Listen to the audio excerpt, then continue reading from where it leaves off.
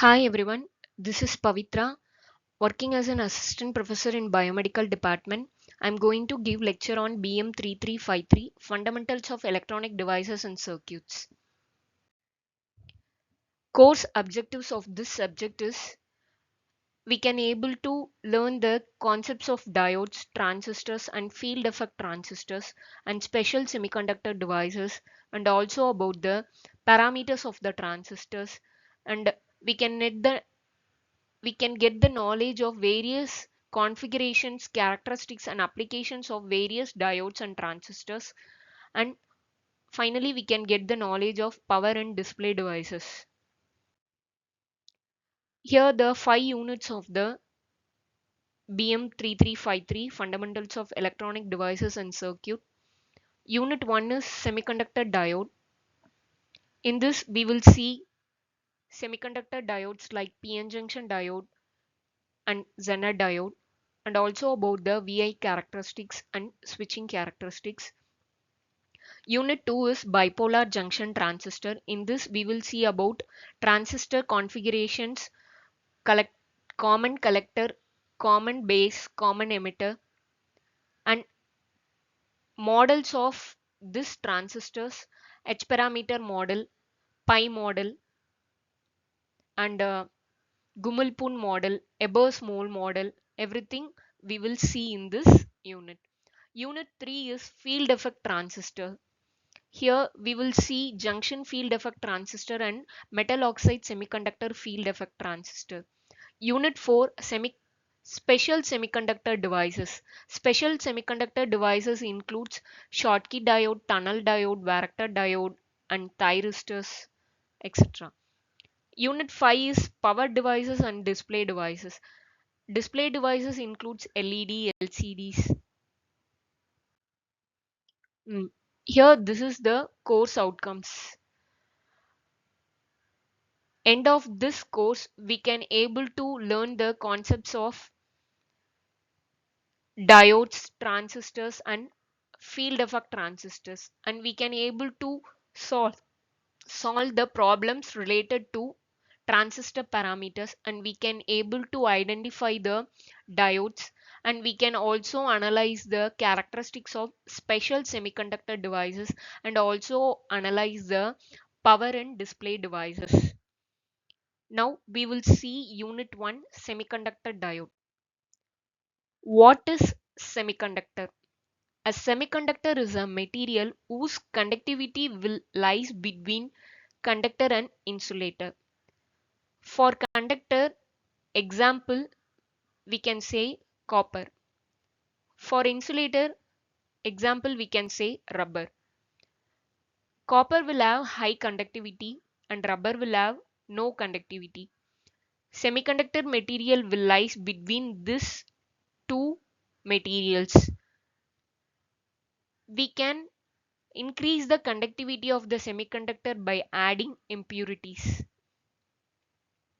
Adding impurities to the semiconductor is called as doping. Commonly used semiconductor materials are silicon and germanium. Characteristics of semiconductor. Semiconductors will have temperature dependent characteristics. It will increase when the temperature increase, it will increase the conductivity.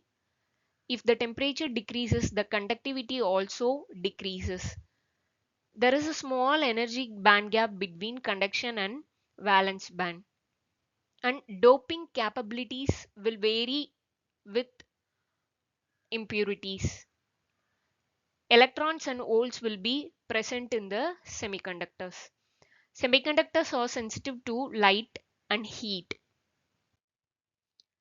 Here there are two types of semiconductors: intrinsic semiconductor and extrinsic semiconductor. Intrinsic semiconductor is a pure semiconductor which is with which is with no added impurities. Example, silicon and germanium. Here intrinsic semiconductor will have low conductivity. Charge carriers are generated only due to the thermal energy, and number of electrons will be equal to the number of holes. Next one is extrinsic semiconductor. Extrinsic Extrinsic semiconductor is made by adding impurities to the intrinsic semiconductor. Adding impurities to the semiconductor is known as doping. Here are two types of extrinsic semiconductors: N-type semiconductor, P-type semiconductor. Here in this diagram, each and every material will have valence electrons around of it. N-type semiconductor. N-type semiconductor is a semiconductor with majority carriers of electrons. N-type semiconductor is made by doping of pentavalent impurities. Pentavalent elements are phosphorus, arsenic, antimony.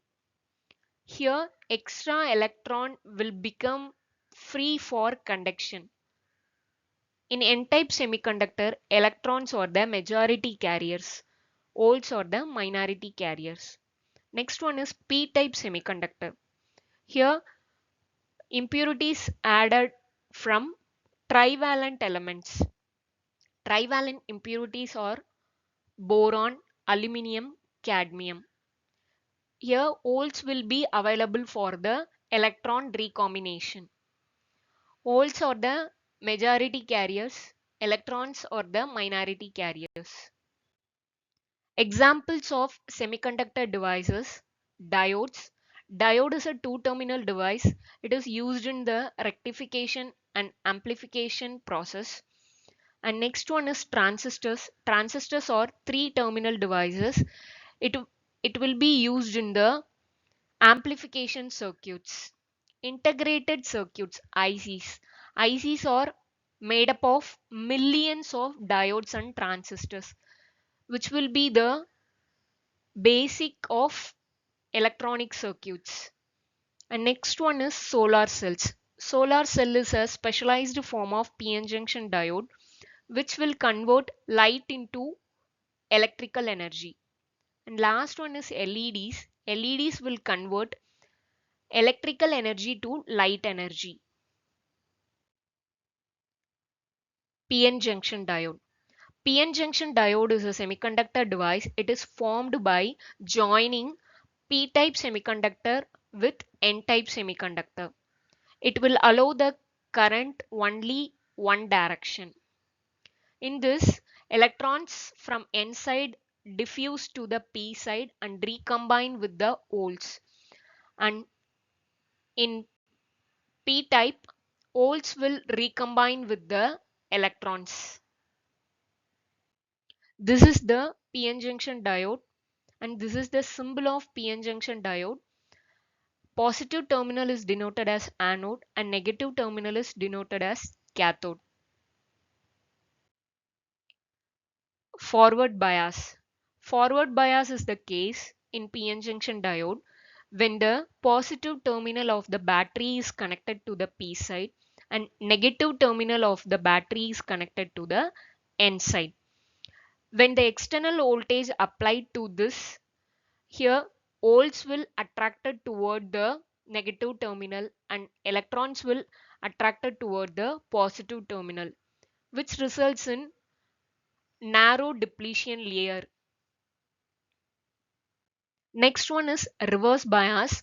In reverse bias condition, P-type is connected to the negative terminal of the battery and N-type is connected to the positive terminal of the battery.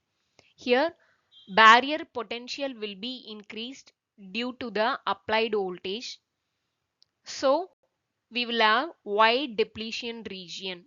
In reverse bias, there is small flow of current in practical applications. VI characteristics. Forward bias characteristics. When the diode is in forward bias, the current is small in initial condition. After some time, there will be some certain voltage. After that, the current will increase in narrow direction. Up to a certain voltage, there is no current flow in this device. After some time, there will be a threshold voltage or knee voltage or cut-in voltage. The diode will come to conduction state. This voltage is known as threshold voltage. For silicon, it is 0.7 volt. For germanium, it is 0.3 volt. After reaching the knee voltage, the diode will conduct heavily. Reverse bias characteristics. Due to the reverse bias, there is a small current flow in device. This current is known as reverse saturation current. This current remains almost constant throughout the operation. The diode will have very high resistance. Because of this, the circuit will comes to the breakdown.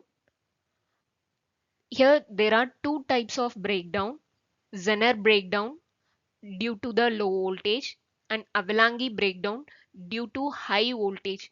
High voltage because of multiplication of charge carriers. Advantages of PN junction diode. It is simple in construction and also small in size, which is available in low cost and highly reliable and low power consumption and long life. It is also used for fast switching applications. Applications of PN junction diode. Rectification. Rectification is a process of converting alternating current to direct current. And second one is signal detection. In modulation systems, we can use PN junction diode to detect the signal. Clippers. In clipping circuits, PN junction diode is used for clipping positive cycles or negative cycles. Switching circuits. PN junction diode is mainly used as a on-off switch in switching circuits. Wave shaping circuits. In wave shaping circuits, PN junction is used to shape the waves accordingly. Thank you everyone for watching this video. For more videos, subscribe to SMIT YouTube channel. Thank you.